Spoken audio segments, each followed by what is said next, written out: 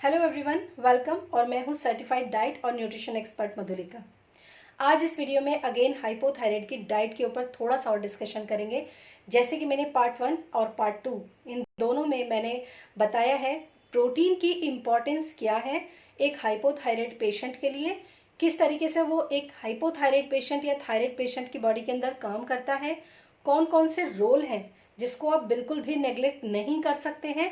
वो वीडियो आप ज़रूर देखिए। उसी के साथ साथ प्रोटीन का एक मॉलिक्यूल कैसे आपकी डाइट के अंदर कंप्लीट होता है, जिसमें कि मैंने और भी ज़्यादा बताया है कि कैसे सोशल मीडिया पर high protein breakfast, high protein lunch और हाई प्रोटीन डिनर की रेसिपीज़ जो हैं वो इनकम्प्लीट इन्फॉर्मेशन है, लैक ऑफ नॉलेज। और अगर आप अपने आप को अपग्रेड नहीं करते हो तो ऐसी ही चीज़ें आप सोशल मीडिया पर कैप्चर भी करते हो और आप डालते भी हो, तो वहाँ पर थोड़ी सी गलतियाँ होती हैं।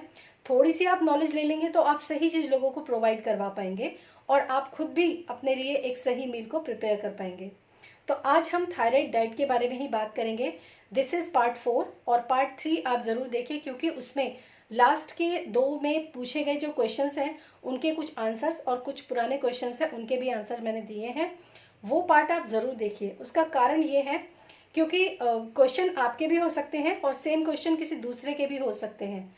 तो अगर आप उन क्वेश्चंस का Q&A देखेंगे थायराइड पेशेंट का, तो कई बार आपके खुद के क्वेश्चंस जो होते हैं, खुद के डाउट्स भी क्लियर होते हैं।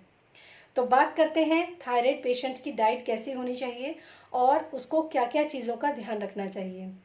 आप किसी से पर्सनल गाइडेंस ले रहे हैं, किसी से पर्सनल डाइट प्लान्स बनवा रहे हैं, वहाँ पर भी आप इस चीज़ को ज़रूर वेरीफाई कीजिए कि कहीं वो आपको तोल कर खाना तो नहीं दे रहे हैं, नाप कर तो नहीं दे रहे हैं, वेइंग स्केल तो नहीं रखवाया है उन्होंने आपसे किचन में।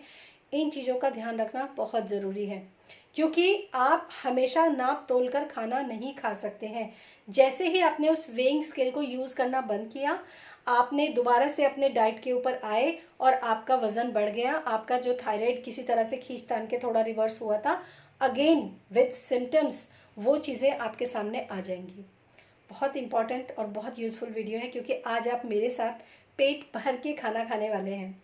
तो चलिए शुरू करते हैं इस वीडियो को।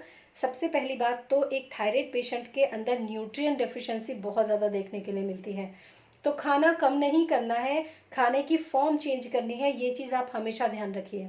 अगर आपको कोई लेस कैलोरीज में डाल रहा है, कैलोरी डेफिशिएट में डाल रहा है, अगर आपको कोई तोल कर खाने के लिए कह रहा है, तो आपकी जो डेफिशिएंसीज हैं वो और ज़्यादा बढ़ जाएंगी। ये चीज़ हमेशा ध्यान रखिए। तो इस चीज़ को मद्देनज़र रखते हुए मैंने आप लोगों के लिए ये वीडियो बनाया है, ताकि आप सही नॉलेज के साथ काम करें। जब भी आप अपनी प्लेटिंग करते हैं ना, तो आपको एक चीज़ का ध्यान रखना है। जैसे 2 वीडियोस देखेंगे, पार्ट 1 और पार्ट 2, तो आपको प्रोटीन के बारे में सारा समझ में आएगा। वो मैं यहाँ इस वीडियो में दोबारा नहीं बताऊँगी, लेकिन आज मैं बात करूँगी कार्बोहाइड्रेट्स के बारे में। कई बार ऐसा होता है कि लोग बाग जब थायराइड पेशेंट बनते हैं तो उनको ये पता भी नहीं होता है कि वो ग्लूटेन इंटॉलरेंट है कि नहीं, या फिर वो लैक्टोज इंटॉलरेंट है कि नहीं। बस वो ग्लूटेन और डेयरी प्रोडक्ट्स को बिल्कुल टोटली छोड़कर बैठ जाते हैं।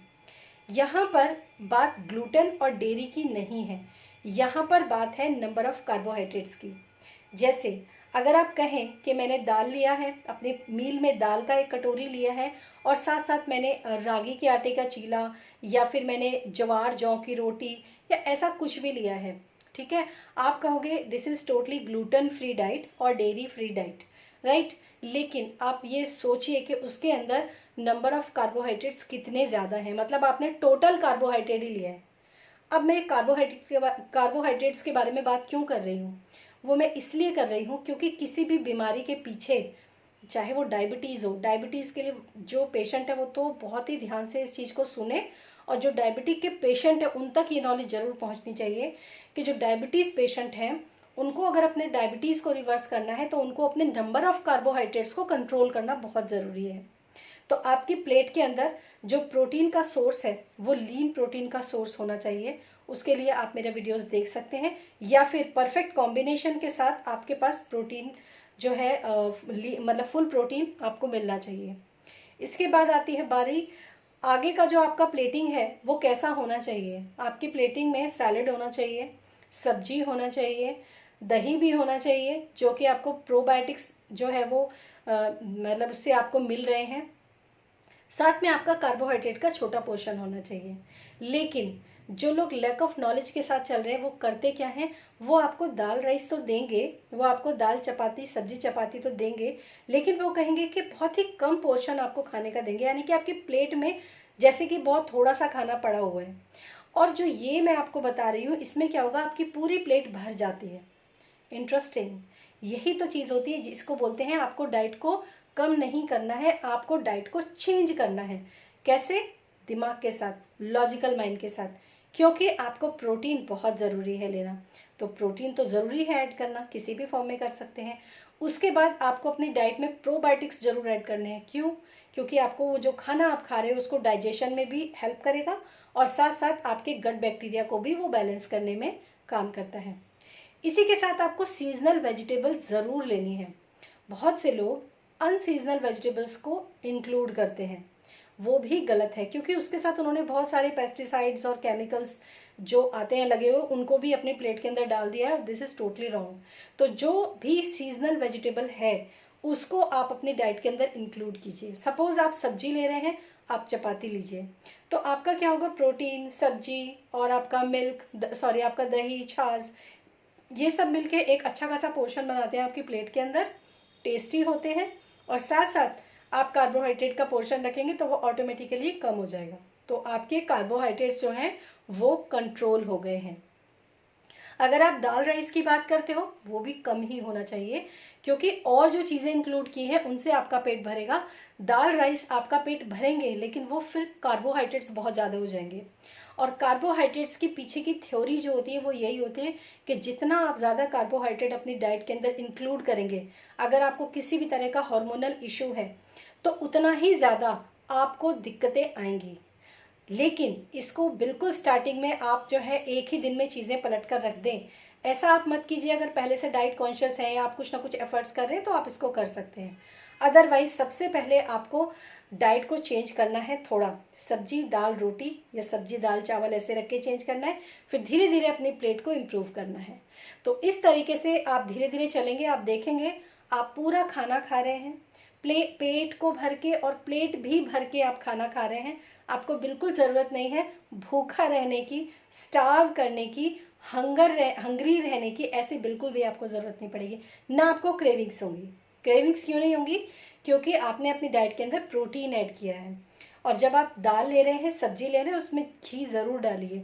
उससे क्या होगा, हेल्दी फैट और हेल्दी प्रोटीन मिलके आपके जितना भी हंगर का जो रिक्वायरमेंट होता है उसको सप्रेस्ड सेटिस्फाइड कर देते हैं।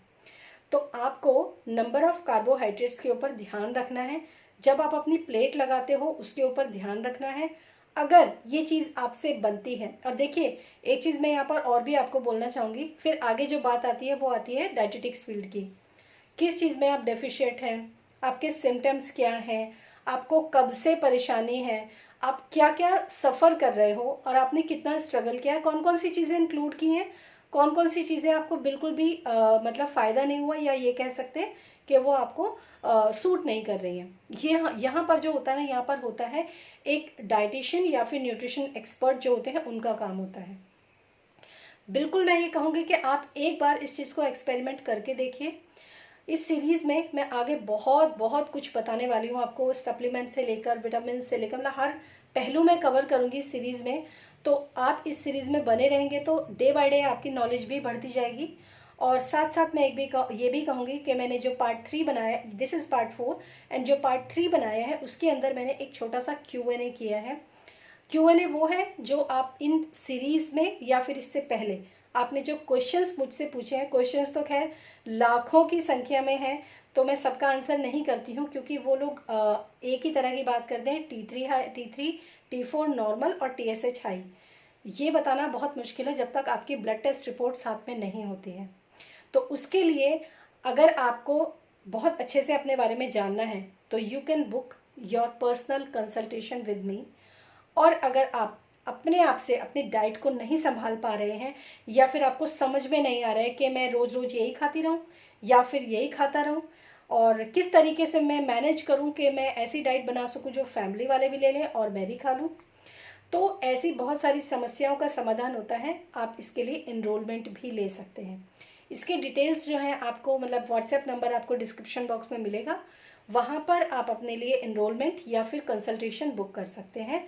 और साथ साथ मैं आपको एक चीज़ और भी बताऊंगी, कंसल्टेशन आप जब भी बुक कीजिए मेरे साथ, हमेशा याद रखिए अपनी ब्लड टेस्ट रिपोर्ट हो सके तो फुल जो प्रोफाइल होता है उसके साथ रहिए, कंप्लीट ब्लड टेस्ट रिपोर्ट जो होती है उसके साथ रहिए, तो 100% बेनिफिट आपको मिलते हैं।